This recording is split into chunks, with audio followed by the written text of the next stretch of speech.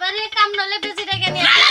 আমি বেজি থেকে ডরাই কিস্তি দিবেন না তাহলে কিস্তি দিবেন না দিমু 2 সপ্তাহ পরে ভাই 2 সপ্তাহ পরে হ্যাঁ আচ্ছা আপনি যেদিন দিনে দিবেন সেদিন নেবো তারপর ওই যে বেজি ডাক দেন না বুঝছেন কি টেকনিক আইছে আমি নাগরাজ আবার কিস্তি এলা হাই দর্শক হাওয়ারি কেমন আছেন সবাই কিন্তু সবার আমি কিন্তু ভালো নেই বাই দে ভাই কেন ভালো নেই মনে করেন যে দেশে ব্যাগ বন জঙ্গল করে মানে কাইটা সাফ করছে গাছ গুজলে একটা নাই তাহলে আমাদের মতো নাগরাজ আমাদের উপায় কি মনে করেন যে এখন আমি নাগরাজ বন বাগানে কোন হারি থাকি না আমি হলো ব্যাংকে চাকরি নিছি এনজিওতে চাকরি নিছি মনে করেন যে মাঠ কর্মী হিসাবে কিস্তি তুলি বুঝছেন কি আমার নাগরানি হলো প্রেগনেন্ট আর আমি ঢাকা গাজীপুরে একটা ফ্ল্যাট ভাড়া করে দিছি অচিরে বাচ্চারা প্রসব করবো তাহলে টাকা পয়সার দরকার না এই জন্য মনে করেন যে টাকা বইরা লইন যেতে চাকরি নিছি যাই সদস্য বাইতে যাই আর যদি গেলে মনে করেন যে আপনারা দেখ পারছেন তাহলে স্ক্যানের সাথেই থাকেন বুঝছেন ফলোমি লোকেশন নাগরাজ ভাই হ্যাঁ আমার কিস্তিটা তেলি দিলেন না আরে কিস্তিটা দেবো কিভাবে আপনারা জিনিস বুঝেন না ঘটনা হলো যে আমরা যে নাগরাজ হয়ে যে এনজিওতে চাকরি করি বুঝছেন কি এটা সোজা কথা কি তা অবশ্য ঠিক আছে কিন্তু আমার লোনটা পাস করে দেওয়াটা আপনার দরকার আছে না লোনটা পাস করার নাকি আমি আপনার ব্যাপারে অফিসের কথা কইছিলাম বুঝছেন যে গাজী মিয়ার লোনটা কি ছাড় দেওয়া যাব কিন্তু স্যারে কইলো যে গাজী মিয়ার সদস্য হিসাবে ভালো কিন্তু ইয়ার আগের কিস্তিতে গ্যাঞ্জাম করছে আপাতত মনে করেন যে আপনার লোনটা দিব না দেব না না তেলি ফর্ম নেওয়ার আগেই কইতেন যে এই আপনার লোন দেব না আপনি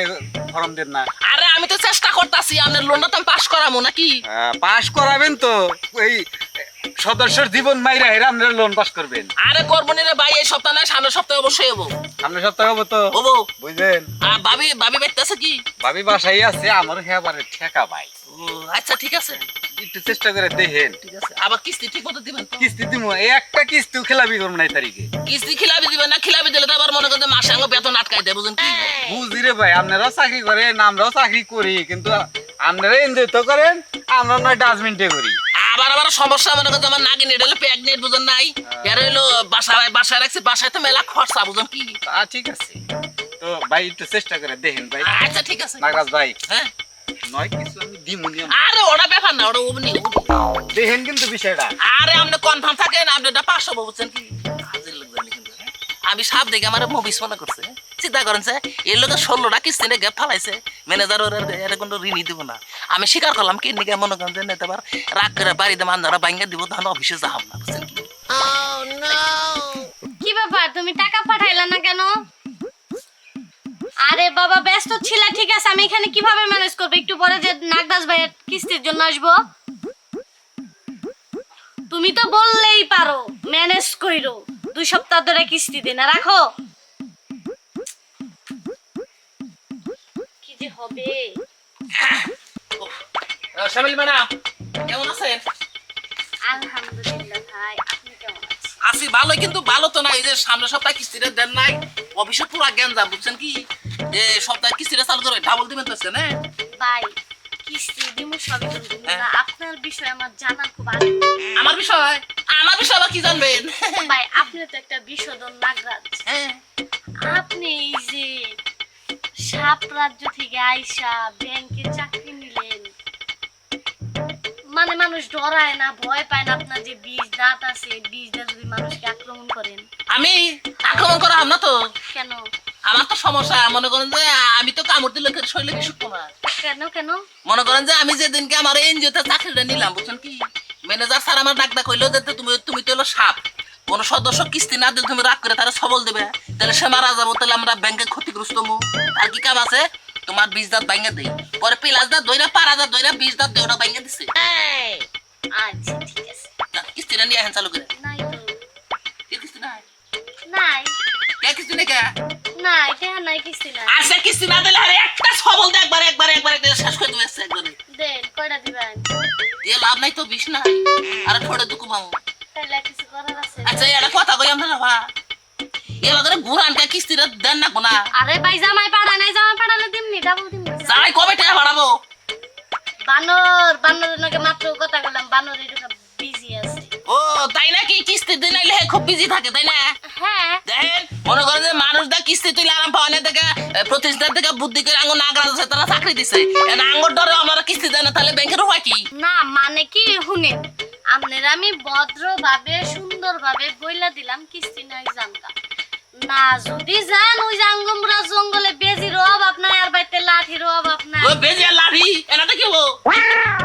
লাঠির বাড়ি কাম নলে বেজিটা কেন না, আমি বেজে থেকে ডরাই কিস্তি দিবেন না তাহলে কিস্তি দিবেন না দিমু 2 সপ্তাহ পরে ভাই 2 সপ্তাহ পরে হ্যাঁ আচ্ছা আপনি যেদিন দিনে দিবেন সেদিন নেবো তারপর ওই যে বেজি ডাক দেন না বুঝছেন কি টেকনিক টেকনিক আইসে আমি নাগরাজ আবার কিস্তি এলা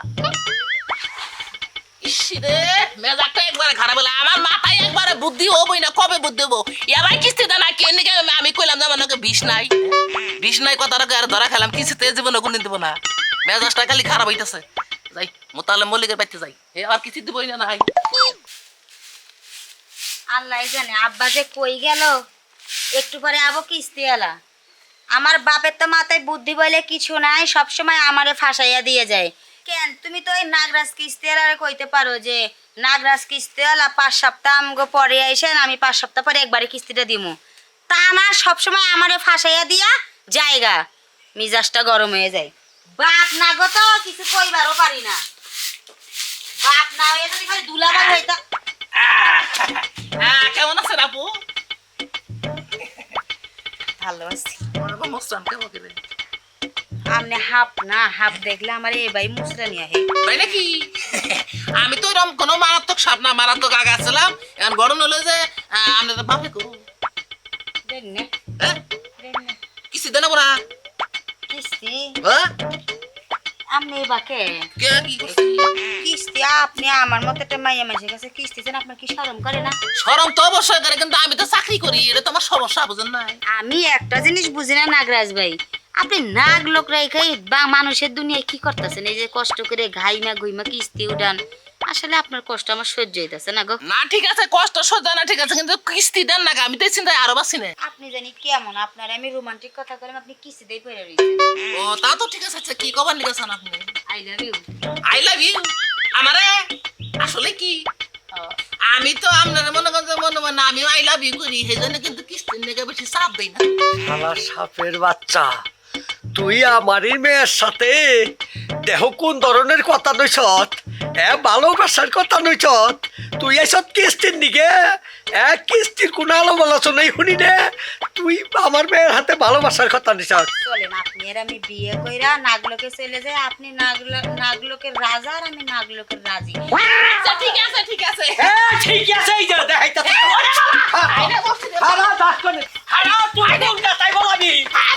কখন যাবি তুই শালা নাগরাজার বাচ্চা আবার যদি তুই খালি আমার বাড়িতে কিস্তি নিগা হোস তোর একবারই দিয়ে তোর মানটা একবারে ভাঙ্গা দিব তারপরে তুই বুঝিস নি শয়তানের বাচ্চা ওরে বাবা রে আইরে হাই